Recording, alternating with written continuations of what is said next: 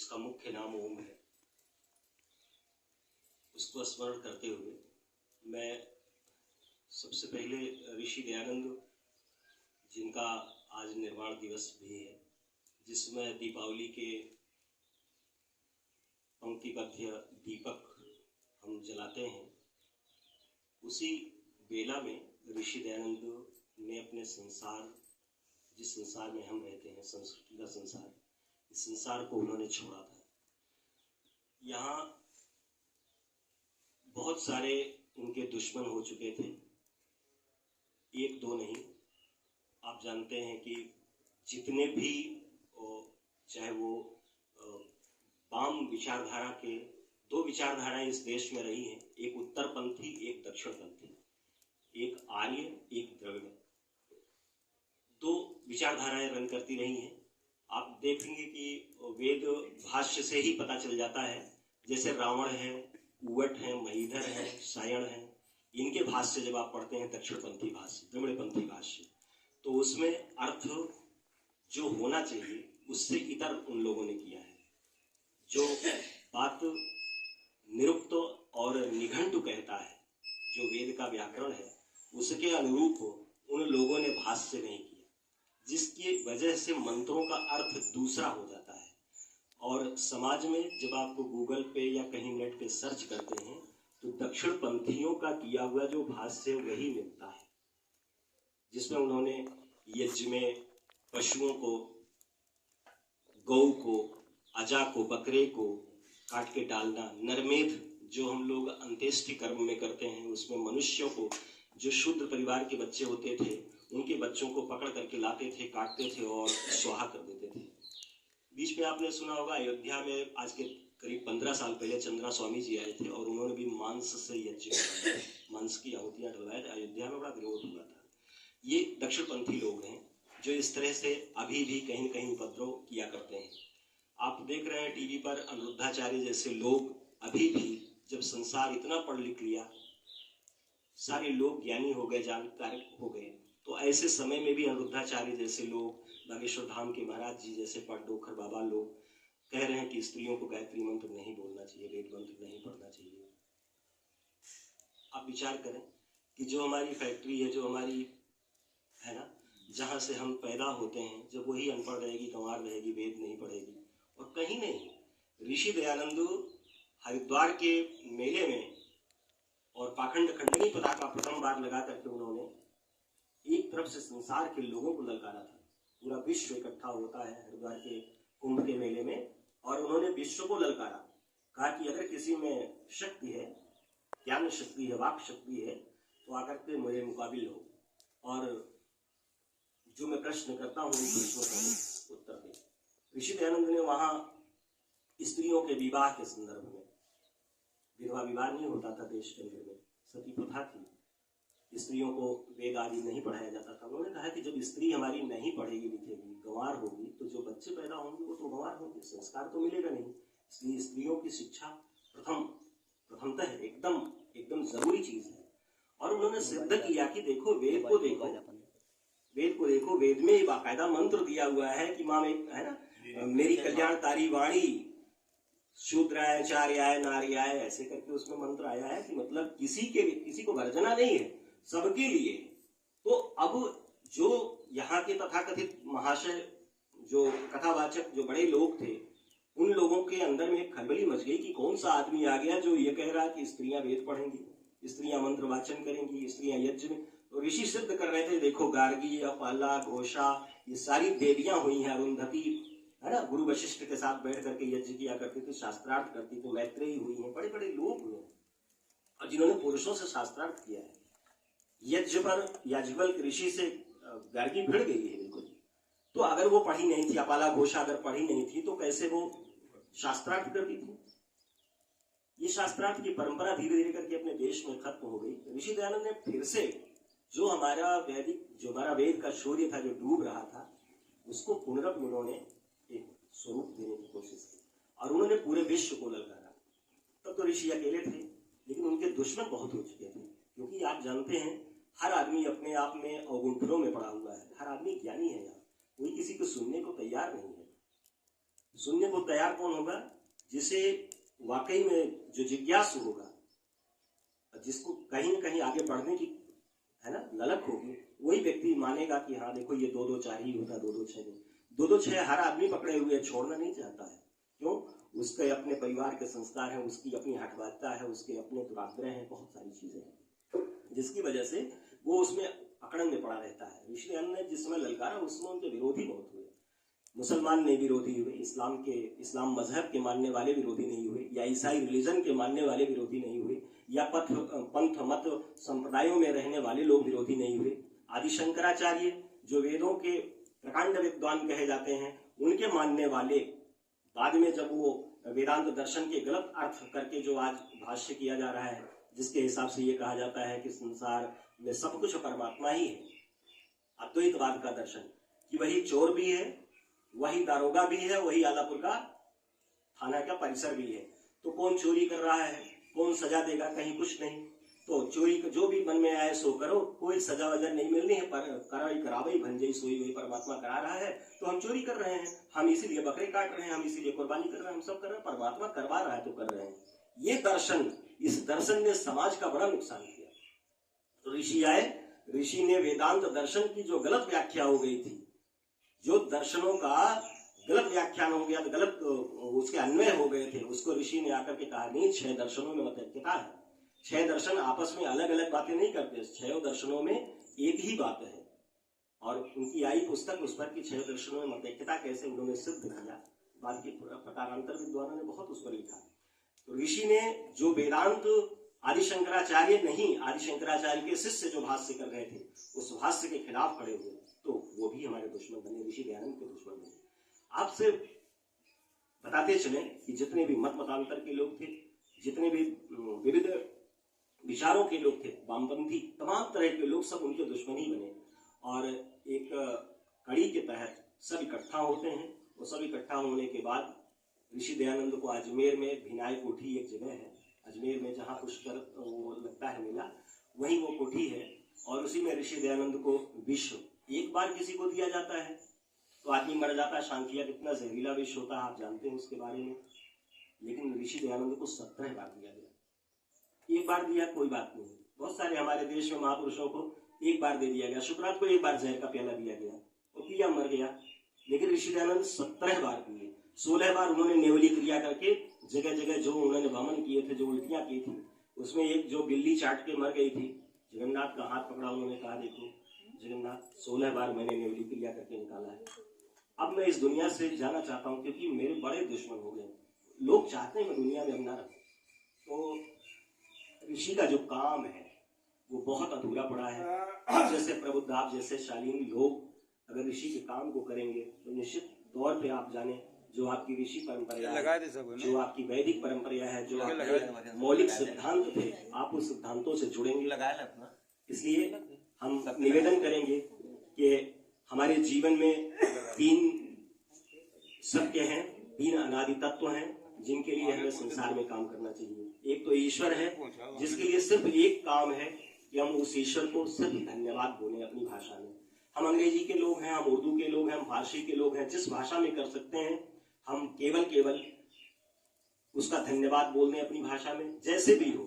आवश्यक नहीं कि आप संध्या के लिए 2 घंटे अपने समय निकालें, आप सायंकालीन वेला होती, प्रातःकालीन वेला होती, ईश्वर का धन्यवाद कर दें, ये ईश्वर का काम हो जाता है। अनादि सत्ता में, अनादि तत्व में ईश्वर का एक काम हुआ। और दूसरे नंबर पे असंख्य जीवात्माएं हमारे साथ लगाई गई हैं, पेड़ पौधे, पशु पंछी, हमारे माता पिता, हमारे गांव के चाचा दादा, बहुत सारे रिश्ते हमारे जीवात्माओं के हैं। इनसे हमारा क्या रिश्ता होता है, इनसे प्रीत पूर्वक हम इनके साथ जो भी सेवा शुष्का का भाव हम रख सकते हैं वो किया करें। तो आत्माओं का जो ऋण है वो हमसे। तीसरे नंबर पे प्रकृति से हमारा ये शरीर है, और प्रकृति के विकृत स्वरूप से जो ये संसार बना है, वहां भी हमारा एक ऋण बना हुआ है कि हम सुबह से उठ करके शाम तक ऑक्सीजन लेते हैं, सुबह से शाम तक अग्नि का प्रयोग करते हैं, वायु का प्रयोग करते हैं, पृथ्वी का प्रयोग करते हैं, मिट्टी का, बहुत सारी चीजों का प्रयोग करते हैं। लेकिन हम लोग कभी ये नहीं सोचते कि हमें इनका उपकार भी उतारना है। तो ये ऋण हम पे लगा है। ईश्वर का क्या ऋण है? कि हम ईश्वर को सिर्फ धन्यवाद बोल दें, ओम कह दे तो भी संध्या हो गई। और दूसरे नंबर पे जो कोई भी सुबह से शाम तक हमसे टकराया, कोई भी आत्मा, कोई जीवधारी, तो इससे प्रीत पूर्वक हम बोले, कोई आवश्यकता है तो इसकी पूरी कर दें, ये दूसरे नंबर पे करना चाहिए। और तीसरा काम है यज्ञीय कृत्य, जिसको भौतिक यज्ञ के रूप में हमने अभी संपादित कराया है, आप लोगों ने किया है, इसको करना चाहिए, क्योंकि हम प्रदूषण तो कर रहे हैं। ऋषि दयानंद बरेली में एक जगह ठहरे हुए थे एक परिवार में, तो उस समय उठौआ लैट्रिन चलती थी, पहले ये समय नहीं था, उठौआ लैट्रिन चलती थी। ऋषि दयानंद 2-3 दिन ठहरे तो कुछ अपना बता देते थे, लेकिन जब चलने को हुए तो उसमें एक देवी थी, एक महिला थी, उन्होंने ऋषि दयानंद से कहा कि स्वामी जी आप जा रहे हैं तो चलते चलते कोई बात मुझे बता दें। तो कहा बेटी ठीक है, जब कह रही हो तो तुम्हें हम एक बात बता देते हैं, तुम अपने घर का एक रूप केवल बदल लो। तो कहा क्या बदल लें? कहा कि देखो तुम्हारे यहाँ का क्या नियम है ना, कि शौचालय में कोई जाता है ना तो सबसे पहले एक बाल्टी पानी लेके जाता है, और वो एक बाल्टी पानी मारता है, शौचालय में मारता है तो शौचालय का जो पार्ट रहता है वो साफ सुथरा हो जाता है। फिर उसके बाद वो एक बाल्टी पानी लाता है, शौच करता है, धुलता है, पानी गिरा के चला जाता है, तो शौच वैसे ही पार्ट पे पड़ा रह जाता है। तो मैं यही कहूंगा कि आप इतना कर लें कि अब जब जाएंगे तो सबसे पहले एक बाल्टी पानी मारेंगे, शौच साफ हो जाएगा, फिर शौच के लिए बैठेंगे तो एक बाल्टी पानी लेंगे, और जब खुद करके वहां से निकलेंगे तो एक बाल्टी पानी मारेंगे, शौच जो है बह करके वो दूर निकल जाए। पाठ जब कभी कोई आए संसार में, दूसरा व्यक्ति शौचालय में, तो उसको साफ सुथरा सुंदर मिले। तो कहा स्वामी जी इसमें तो आपने कोई ज्ञान की बात बताई नहीं। कहा बेटा तुम्हारे घर में ये गड़बड़ी चल रही है, अगर इसे तुम सुधार लो तो तुम्हारा घर ठीक हो जाएगा। तो कहा कि समझे नहीं स्वामी जी। कहा कि यही है कि देखो जब इस संसार को छोड़ो, जब इस पाठ को छोड़ो तो साफ सुथरा और स्वच्छ छोड़ो, इसलिए जीवन में यज्ञ कभी छोड़ना नहीं। जितना दुर्गंध फैलाया है, जितना प्रदूषण आपने किया है, बदले में 16 आहुतियां प्रत्येक प्राणी को डेली देनी चाहिए। अगर 16 आहुति आप नहीं देते तो साल भर में एक बार यज्ञ करें, 365 दिन का 16 से गुणा कर लें, और जो आहुतियां होती उतना आपको, चाहे आधा कुंटल 25 किलो जो भी होता है, इतना करना ही चाहिए। जो व्यक्ति नहीं करता उस पर ऋण लगा रहता, उसकी हम 13वीं 12वीं 6वीं चाहे जितना भी कर डालें, याद रखिएगा ऋणों से हम छुट्टी नहीं पा सकते, और उसी के कर्मों का रिजल्ट हमको भोगना पड़ता है। अभी 2 दिन पहले अशफाकुल्लाह की जयंती, वो निर्माण तिथि, और वो जयंती मनाई गई है, निर्माण तिथि नहीं कह सकते, 19 दिसंबर है। और उसमें अशफाकुल्लाह बहुत परेशान थे फैजाबाद की जेल में। वो कहते थे कि मैं राम प्रसाद बिस्मिल, हम दोनों आर्य समाज में पले बढ़े, दोनों आर्य समाज में ही रहते थे, शाहजहांपुर आर्य समाज में रहते थे दोनों, अशफाकुल्लाह भी वहीं रहते थे, वहीं बिस्मिल जी भी रहते थे। और जब बीच में आपस में बातचीत होती थी दोनों महापुरुषों की, तो दोनों ये कहते थे, क्रांतिकारी कहते थे, बिस्मिल कहते थे मेरा तो पुनर्जन्म होगा, मैं तो फिर आऊंगा, भारत माँ का जो रुका हुआ काम है उसको आके फिर करूंगा, फिर किसी माँ के गर्भ से पैदा होऊंगा, और फिर आकर के संसार को, मैं जब तक भारत माँ को अंग्रेजों से आजाद नहीं कर दूंगा, मैं बार बार जन्म लेता रहूंगा। अशफाक कहते थे मेरे यहाँ पुनर्जन्म नहीं, मैं तो मुस्लिम हूँ, खान परिवार से थे, क्षत्रिय परिवार से, मेरे यहाँ पुनर्जन्म नहीं है। लास्ट दिन जिस समय उनको बुखार था, और बुखार 3 दिन पहले से बुखार था, जेलर आके पूछता है, कहता है कि बिस्मिल, अरे वो अशफाक कोई बात हो तो बताओ। कहा कि कोई बात नहीं, एक चीज की दुश्चिंता मेरे मन में पड़ी हुई है कि क्या मैं जिस समय फांसी के फंदे पे चढ़ जाऊंगा उसके बाद क्या भारत माँ आजाद हो जाएंगी तुरंत?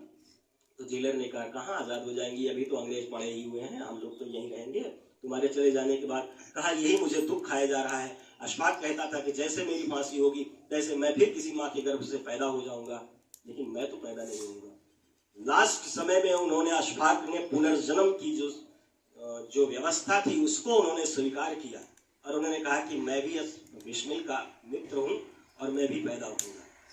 आप सोचिए कि इतना ऊंचा दर्शन आपका है, और उस दर्शन को, उस वेद दर्शन को छोड़ करके हम इतर कार्यों में लगे हुए हैं।